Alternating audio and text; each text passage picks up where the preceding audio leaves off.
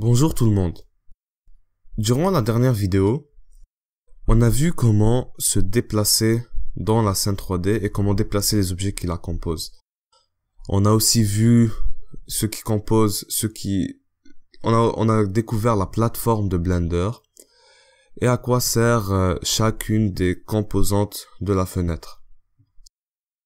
Donc, je pense qu'on est assez prêt pour débuter l'animation 3D, la conception de l'animation 3D. Pour commencer, on va supprimer tout ce qui compose la scène, car on n'en a pas vraiment besoin. Pour ce faire, on sélectionne en cliquant sur A. D'ailleurs, pour désélectionner, on peut aussi cliquer sur A. Donc nous, on va sélectionner. Vous allez voir que tous les objets sont maintenant orange. Puis on va les supprimer en cliquant sur X.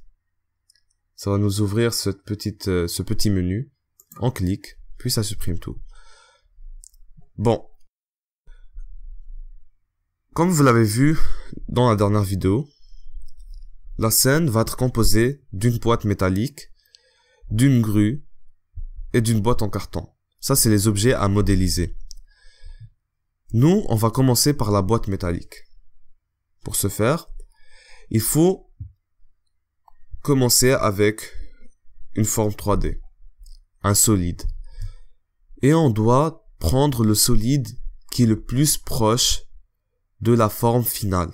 Vous avez vu que la forme 3D de la boîte métallique est cylindrique. Donc, on va commencer avec un cylindre, car ça va nous économiser du travail. Pour ramener des objets sur la scène, on clique sur Shift A. Ça va nous ouvrir ce petit menu. Sous la partie de Mesh, on va trouver plusieurs solides. On a une figure plane, un cube, des sphères, etc. Nous, ce qui nous intéresse, c'est le cylindre. Quand on vient de l'invoquer, de le mettre dans la scène, il y a ce petit menu qui s'est ouvert. Ça permet de modifier les paramètres de base de l'objet. Quand on ramène un objet dans la vue 3D, il a des paramètres de base. Dès que vous désélectionnez l'objet ou que vous le faites bouger, vous pourrez plus avoir accès à ça. Donc, on commence maintenant. On va diminuer le nombre de faces qui composent l'objet. Pourquoi? Car ça va nous permettre une manipulation plus facile de l'objet quand on va essayer de le modifier, de le transformer en boîte. Vous allez voir plus tard ce que je veux dire. Pourquoi 16? Tout simplement, il faut pas trop peu de faces, il faut pas beaucoup, donc je pense que 16, la moitié de ce qu'on avait avant, est assez bien. Bon, regardez, si par exemple je désélectionne l'objet et que je le resélectionne, ça a disparu. Pour l'instant, je pense pas qu'on a besoin de ça. Encore une fois, je vais revenir à la dernière vidéo. Dans la dernière vidéo, on a vu comment se déplacer dans la vue 3D, comme je l'ai dit, et comment déplacer les objets. Ce qu'on a vu, c'était par rapport au mode objet. Object Mode. Vous pouvez voir ici qu'on est sous le mode objet. Le mode objet, ce qu'il fait, c'est qu'il permet de déplacer les objets.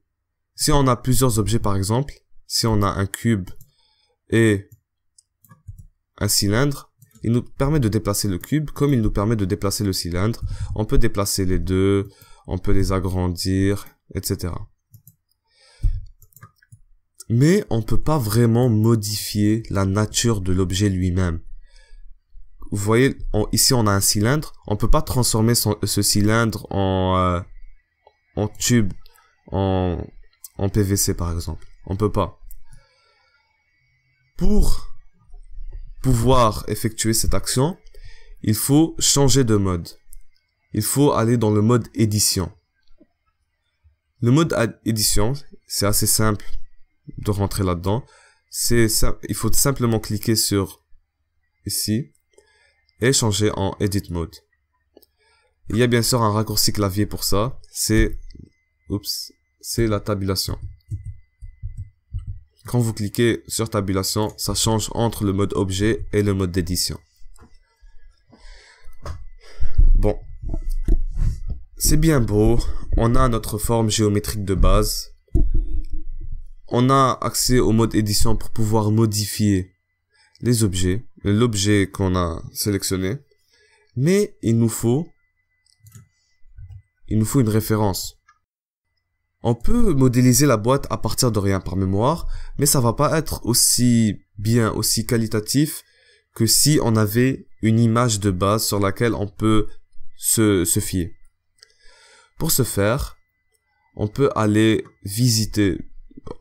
sur internet, chercher une image rapidement et la rentrer sur Blender pour pouvoir l'utiliser comme image de référence.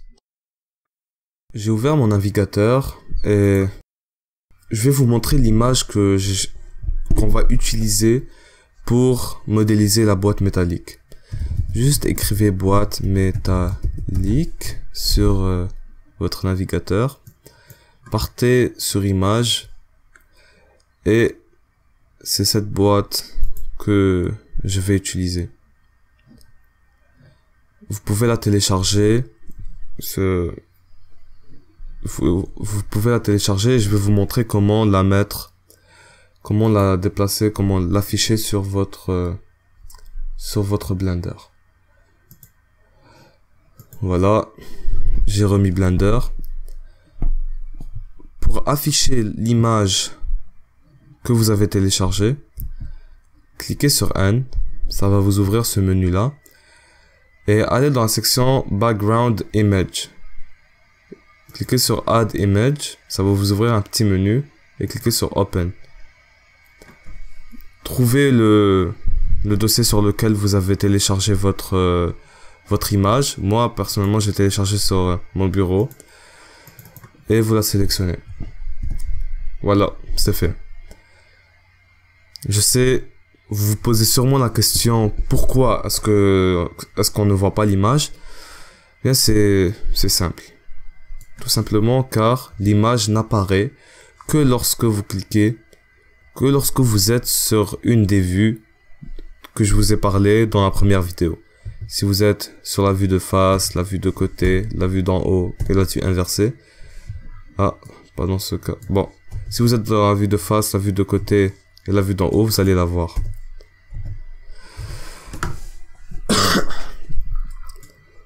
On peut monter un peu l'image vers le haut pour... Non. Voilà.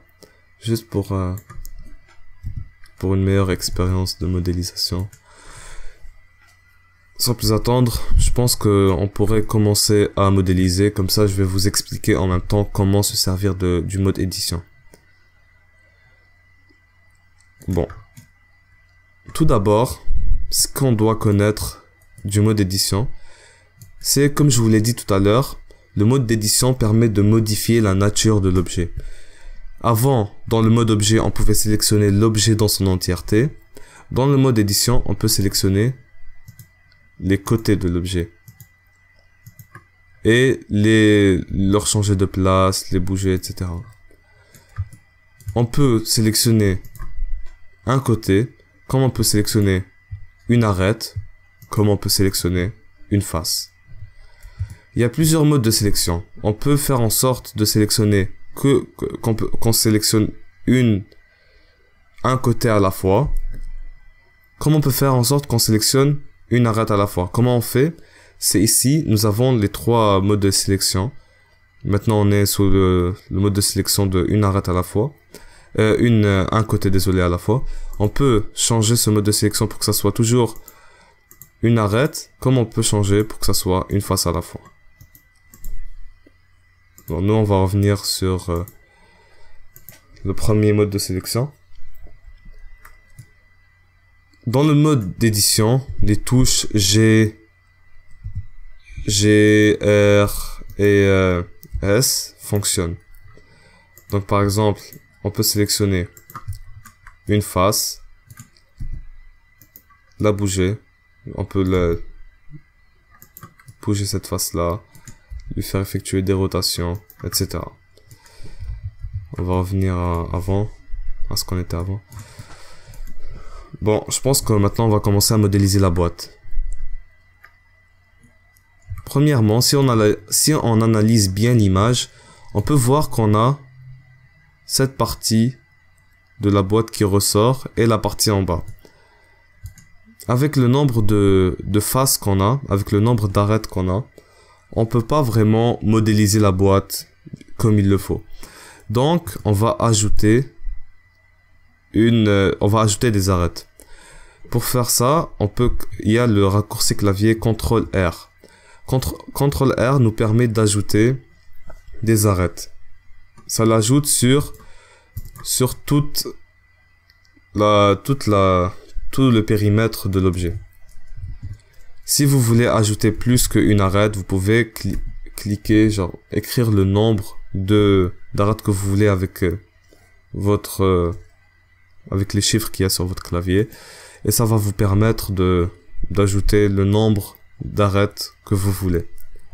Nous, pour l'instant, on en a besoin que de une. Donc, on fait CTRL-R, on clique sur le clic gauche, et on remonte un peu vers le haut pour finalement recliquer, et ça va le fixer à sa place. On peut même ajouter une deuxième arête. Voilà. Ça le fait. C'est comme ça va nous permettre de ressortir les faces qu'il y a ici pour que ça fasse l'effet d'un couvercle. En haut, on peut voir que la surface est arrondie. Ce qui n'est pas le cas nécessairement là. On peut voir que c'est anguleux. Pour arrondir une surface, on peut sélectionner le contour de la face en haut. Pour sélectionner tout le contour, on clique sur Alt, puis sur une arête, ça va sélectionner le contour. On peut faire ça pour tout. Nous, ce qui nous intéresse pour l'instant, c'est le haut. Et on clique sur CTRL B. CTRL B, ce qui va nous permettre, c'est d'arrondir le haut. D'arrondir les arêtes sélectionnées. Voilà, on peut arrondir. Puis resélectionner une partie, puis encore un peu plus arrondir. Vous comprenez. Si vous voulez, vous pouvez plus arrondir, mais je pense que ça, c'est suffisant. On peut voir aussi que le bas, comme j'ai dit tout à l'heure, est un peu ressorti. Donc, on peut ajouter un contour qui va nous permettre de ressortir le bas. Et le tour est joué. Bon, quand on voit l'image, on voit que le bord du couvercle et le bas ne paraissent pas sur l'objet. Comment faire en sorte de les faire apparaître? C'est tout simplement en sélectionnant toutes les faces ici. Donc, pour sélectionner toutes les faces du couvercle, du bas du couvercle, on sélectionne la première arête, le premier contour des arêtes, puis on clique sur Shift, Alt, puis on resélectionne le haut. Et là, on peut utiliser l'outil, je ne sais pas comment il s'appelle en français, mais en anglais c'est Extrude. On clique sur eux, et ça nous permet d'ajouter d'ajouter des faces au-dessus des faces qu'on a sélectionnées pour les ressortir de l'objet. Donc, maintenant, si vous avez cliqué sur eux, vous recliquez sur clic droit et vous cliquez sur S, ça va vous permettre de ressortir des faces. Parce que regardez, si on n'utilise pas le menu Extrude et qu'on essaie d'agrandir les faces, ça va nous faire comme une sorte de lanterne. C'est pas ça ce qu'on cherche, nous. C'est pour ça qu'on va utiliser cet outil-là. On les ressort pas trop. Voilà. On peut, comme on l'avait fait avant, arrondir les bords. Oups. Juste un peu. Voilà. Puis le haut aussi.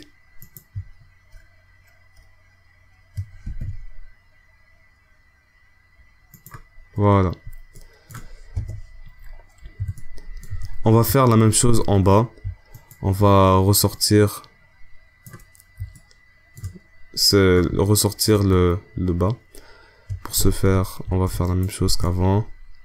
Extrude et Scale pour agrandir le bas. Et on peut aussi arrondir les bords. Comme on peut voir là. Ils sont arrondis.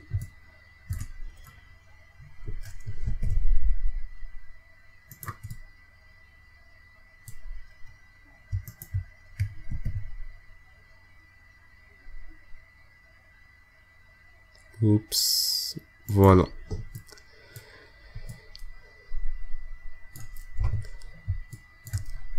C'est bien beau tout ça, mais là je viens de remarquer que les bords ici sont trop ressortis. Pour ce faire, on peut tout sélectionner. En fait non, pas besoin de sélectionner. Juste cliquer sur Z, ça va vous permettre de voir le squelette de l'objet. Ce qui toutes les surfaces, tous les côtés et les arêtes qui composent l'objet sans avoir des faces opaques. Donc, par exemple, on peut sélectionner le côté qui est totalement derrière. Regardez, on peut sélectionner ce côté-là. Alors que si on était sous la vue normale, on pourrait pas. Maintenant qu'on voit le squelette, on peut utiliser le mode de sélection B et sélectionner en boîte tout le côté, tout le bord du couvercle. Puis cliquez sur S et en fait on va désélectionner d'abord les arêtes. On va resélectionner, désolé. Et on va cliquer sur Shift, Alt pour désélectionner.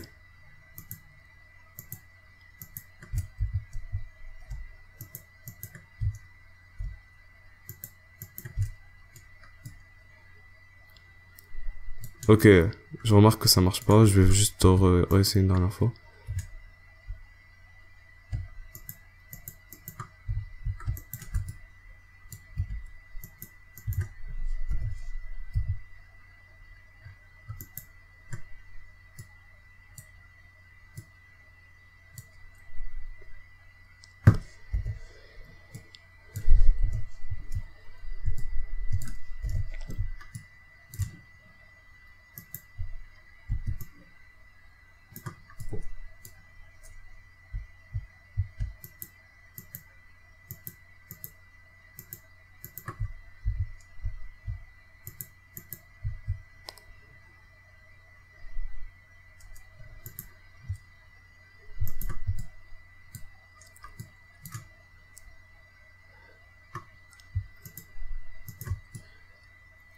Ok, désolé. J'ai remarqué que ce que j'étais en train de dire avant ne marchait pas vraiment, ne fonctionnait pas vraiment. Donc, on peut juste sélectionner, utiliser le mode de sélection de face, cliquer sur Shift, Alt, puis, oups, encore une fois. Voilà, désélectionner. On va juste désélectionner ces faces-là, dont on n'a pas besoin.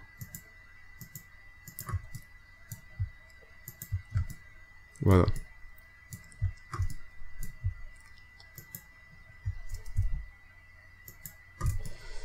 Bon, maintenant qu'on a sélectionné juste cette partie, on peut faire Scale et rentrer les bords un peu. Voilà.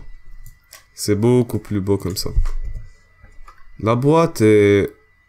Le couvercle est un peu... Genre, je trouve déjà que la boîte est un peu trop grosse. Donc, on peut tout sélectionner. Cliquer sur S puis Z et écraser un peu la boîte sur elle-même. Comme ça, elle va paraître plus... Elle va ressembler plus à une boîte de gâteau. Et voilà, on a modélisé notre boîte. Ok, la boîte paraît vraiment anguleuse. Et nous, on veut qu'elle soit beaucoup plus belle, beaucoup plus lisse, avec des contours plus beaux à voir. Donc, ce qu'on peut faire, on clique sur T, ce qui va nous ouvrir ce menu. Et dans la partie ici, Shading, d'abord, il faut s'assurer que l'objet soit sélectionné. On peut cliquer sur Smooth. Et ça va ça va faire en sorte que l'objet soit plus lisse, que les contours de l'objet soient plus lisses. Si vous aimez pas vraiment le résultat, vous pouvez cliquer sur Flat. Bon, pour l'instant, on va le garder comme ça. Merci d'avoir regardé, on se revoit la prochaine fois, durant la prochaine vidéo pour continuer notre animation 3D.